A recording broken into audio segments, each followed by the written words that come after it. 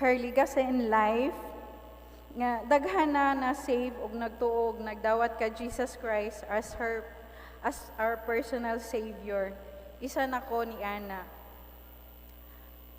Especially the life of her children that she considers yahang mga bulawan. So sa una mo ana nga kani akong mga anak mao gid ni ang akong mga bulawan. So they are their gems.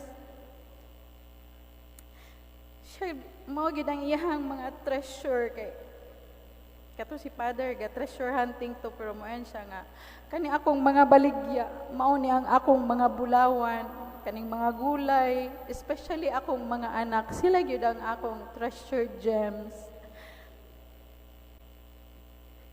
Dayon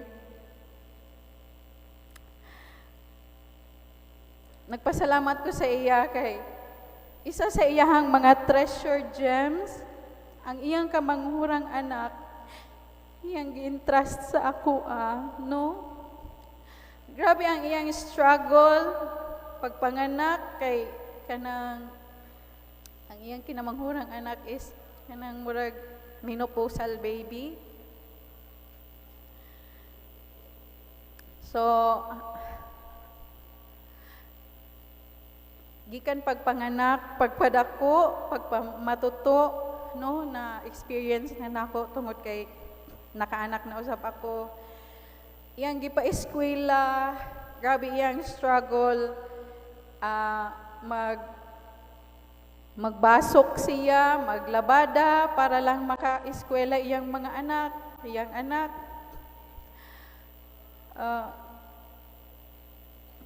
Bisag unsa nga trabaho iyang sudlan para lang makahatag og allowance, makahatag og pagkaon. So ang iyahang pag-struggle